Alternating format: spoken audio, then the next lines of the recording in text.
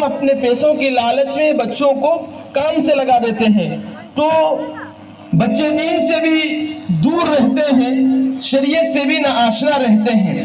تو ہمارے علاقے اور ہمارے گاؤں کے اندر اگر ہم یہ چاہتے ہیں کہ ہمارے نظروں کے سامنے ہماری اولاد ہمارا اکرام کرے، ہمارا احترام کرے، ہماری عزت کرے، ہمیں وہ محبت کی نظر سے دیکھے، تو اس کے لیے سب سے پہلی بنیادی چیز جو بچوں اور بچیوں کو ابتدا سے دی جاتی ہے وہ مکتب کی تعلیم ہے۔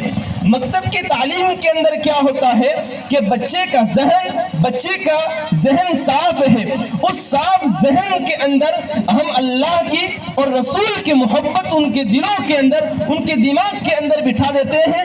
اب یہ جب بچے نے مسجد کے دروازے پر وہ قدم رکھا، معلم یا معلمات کے سامنے اس نے زانو تلمس کو پیش کیا اور اس کو سکھایا، قال رسول اللہ صلی اللہ علیہ وسلم کہنا سکھایا، لا الہ الا اللہ کا کلمہ پڑھنا اس معصوم بچے اور بچی کو سکھلا دیا، ان کو وہ عقائد سکھلا دیے جس سے بچے ابتدا کے اندر ناشنا رہتے ہیں۔ ان عقائد سے جب ان کو روشناس کرا دیا تو اب یہ بچے جب بڑے ہوں گے تو ان کے دلوں کے اندر احترام باقی رہے گا، وہ رسول اللہ کو بھی پہچانیں گے اور رب تبارک و تعالیٰ کی ان کو شناسائی رہے گی۔ لیکن اگر ہم نے ابتدائی دور کے اندر اپنے بچوں کو مکتب سے دور رکھا تو اس مکتب سے دور رکھنے کی بنیاد پر رب تبارک و تعالیٰ ہمارے اوپر ایسی نحوست مسلط کر دیتا ہے کہ ہمارے یہی بچے جو اگر ابھی ہم چاہیں تو ان بچیوں کو بہترین تعلیم و تربیت کے ذریعے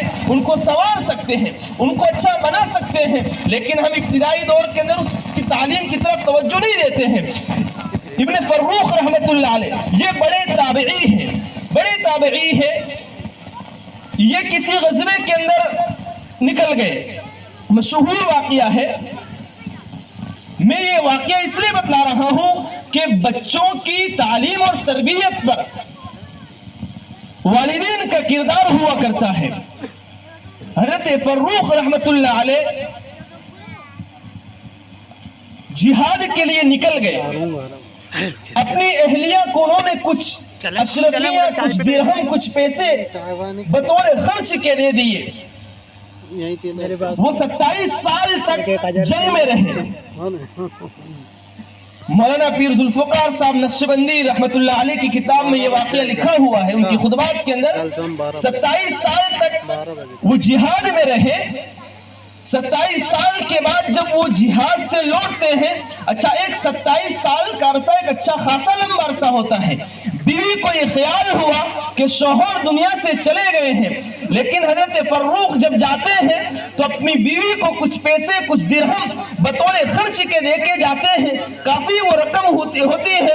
حضرت فروخ جب اپنے وطن واپس لوٹتے ہیں تو علاقے کا ماحول، مدینہ کا ماحول پورا بدلا ہوا ہے، گھر کی پہچان نہیں ہے۔ حضرت فروخ اپنے پرانے انداز پر اپنے گھر کے دروازے پر جب پہنچتے ہیں، دروازے کو جب کھٹکھٹاتے ہیں تو دروازہ جب کھولا جاتا ہے تو ان سے پوچھا جاتا ہے کہ آپ کون ہیں؟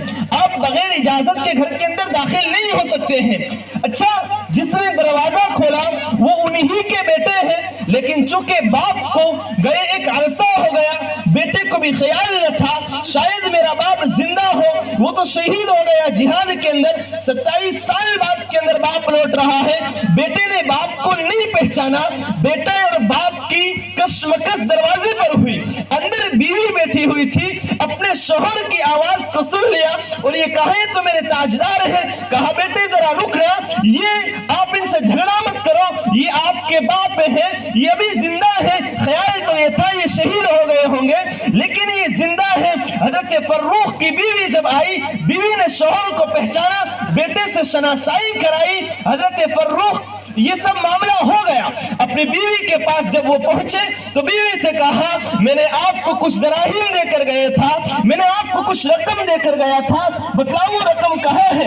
حضرت فروخ کی بیوی نے کہا اگر آپ یہ چاہتے ہیں کہ میں آپ کو پوری بات بتلا دوں، یا تو آپ پہلے نماز پڑھنے کے لیے جاؤ اور نماز کے بعد میں آپ کو پوری بات تفصیل سے بتاتی ہوں۔ فروخ रहमतुल्लाह अलैह जब मदीना के अंदर मस्जिद नबवी के अंदर नमाज के लिए तशरीफ लेकर गए, नमाज हो चुकी है, फर्रुख भी नमाज पढ़ चुके हैं, अच्छा खासा लाखों का मजमा, हजारों का मजमा वहां बैठा हुआ है, इंतजार कर रहा है। हजरत फर्रुख ने देखा एक आदमी सफेद पोश लिबास के अंदर बैठकर वो हदीस पढ़ा रहा है, वो हदीस का दर्स दे रहा है। तो किस्साई बाजू में बैठने वाले, बगल में बैठने वाले साथी को पूछा, यार ये जो मसनद पर बैठा हुआ है ये कौन है? फरमाया कि ये आपको नहीं मालूम है, ये फर्रुख का बेटा है, ये जिहाद में गया था, 27 साल पहले ये जिहाद में गया था, उसकी औलाद है, वो शहीद हो गया, उसे भी पता नहीं है, उसकी आंखों के सामने मंजर है,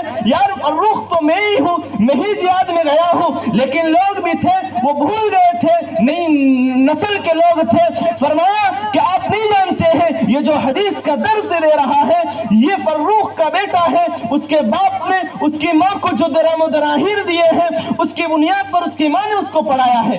जब फर्रुख अपने घर पर आते हैं, बीवी ने पूछा, अगर आप चाहते हैं कि मैं आपको बतलाऊं मैंने रकम कहाँ खर्च की है, या आप ये देखना चाहते हैं कि आपने मस्जिद नबी के अंदर मसनद पर बैठे हुए हजारों मजमे के सामने नबी अलैहिस्सलातु वस्सलाम की हदीस को बयान करते हुए जिस शख्स को देखा उसकी इज्जत मतलूब है, या आपने जो दराहीम मुझको देकर गए हैं वो दराहीम मुझे मतलूब है? तो फर्रुख ने फरमाया मुझे तो वो आदमी की इज्जत मतलूब है। फरमाया वो आपका बेटा है, जो दिरहम आपने दिया था, जो कुछ आपने मुझे खर्च के लिए दिया था, मैंने अपने बच्चे की तालीम के लिए उसको लगा दिया है। अगर आप मुझसे सवाल न करें तो मैं ये कह दूं कि ये आप ही का दिया हुआ पैसा था, और आपके दिए हुए पैसे से आपका बेटा मस्जिद नबवी के अंदर बैठकर लोगों को हदीस का दर्स दे रहा है।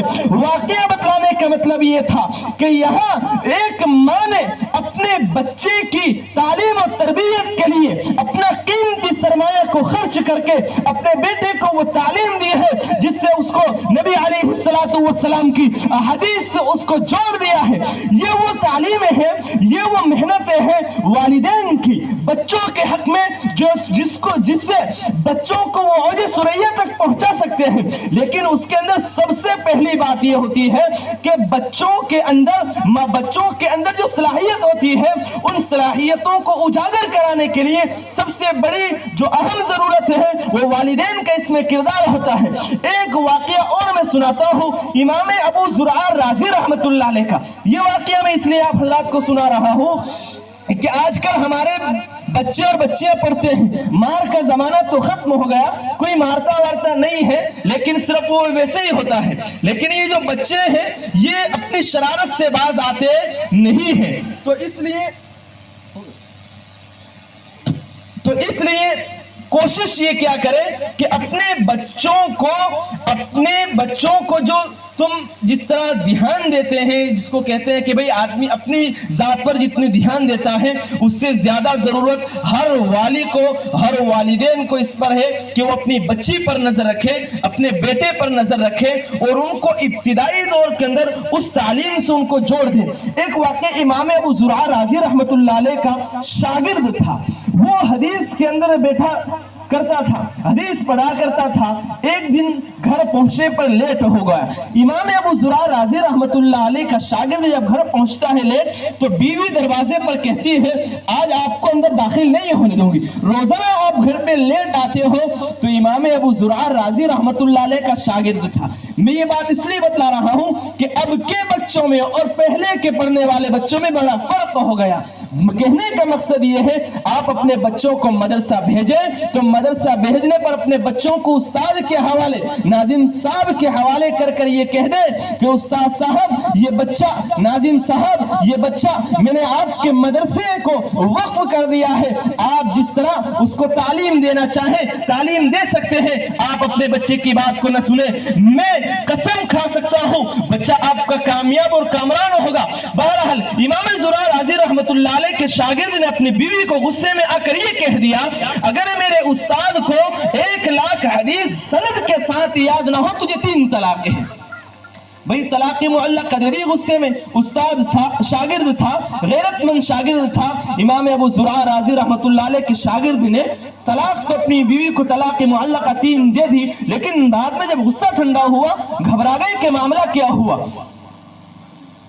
اپنے استاد کے پاس آئے گھبرائے ہوئے اور اپنے استاد کو کہا حضرت میں نے اپنی بیوی کو یہ کہہ کر 3 طلاق دے دی، اگر میرے استاد کو 1 لاکھ حدیث سند و متن کے ساتھ یاد نہ ہو تجھے 3 طلاقیں ہیں. پورا واقعہ سنایا. یہ واقعہ اس لیے سنایا کہ شاگرد یعنی کہ بچہ اپنے استاد کی تعلیم کے حلقے کو کتنا مضبوط بنتا ہے. یہ جن بچیوں نے اول پورے سال مکتب کے اندر، مدرسے کی بات ایک اور ہوتی ہے کہ مدرسے بچہ چھٹی آتا ہے، مکتب کے اندر پابندی کرنا بہت بڑی بات ہے. بڑی خوشی ہوئی جن بچوں نے پورے سال مکتب کی پابندی کی، کیونکہ گھر پر رہ کر پڑھنا اور گھر پر اپ ڈاؤن کر کر پڑھنا بڑی مشکل ہے. اللہ تبارک و تعالیٰ ان تمام بچیوں کو جنہوں نے پورے سال پابندی کی ان کے والدین کو بھی جزائے خیر دے، اور جن لوگوں کا ناغہ ہوا ان کے والدین سے گزارش آپ اس بات کا عہد فرمائیں کہ آئندہ سال سے ہمارا بچہ بھی مکتب میں 1 دن کا بھی ناغہ نہیں کرے گا. آج کرتے نا سارے والی حضرات.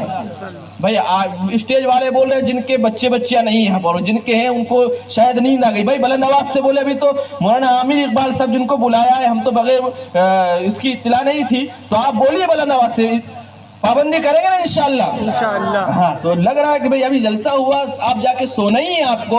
جن لوگوں کے لیے جلسہ رکھا ہے بچوں کے لیے تو آپ بیٹھ کر جم کر سنیں گے انشاءاللہ. ہاں مختصر بات کہہ کر وقت میں اپنی بات ختم کر رہا ہوں. امام زرعہ رازی رحمت اللہ علیہ کے شاگرد کی پیشانی پر پسینہ آیا، گھبرائے ہوئے اپنے استاد کے پاس آئے اور کہا حضرت بات یہ ہے میں نے اپنی بیوی کو 3 طلاق دے دی ہے اور وہ بھی طلاق معلقہ دے دی ہے. میں نے یہ کہا غیرت میں آ کر اگر میرے استاد کو 1 لاکھ حدیث متن کے ساتھ سند کے ساتھ یاد نہیں ہے میں تجھے 3 طلاق دیتا ہوں. استاد مسکرائے اور فرمایا بیٹا جاؤ، آج میں تمہیں کہتا ہوں کہ مجھے 6 لاکھ حدیث متن کے ساتھ اور سند کے ساتھ یاد ہے. استاد بھی ویسے ہوا کرتے تھے تو شاگرد بھی ویسے ہوا کرتے تھے. اس لیے آپ تمام والی حضرات سے گزارش کروں گا کہ اپنے بچے اور بچوں کی تعلیم اور تربیت پر دھیان دیں گے نا انشاءاللہ. اللہ تعالیٰ سب سے پہلے مجھ گنہگار کو اس پر عمل کرنے کی توفیق عطا فرمائے.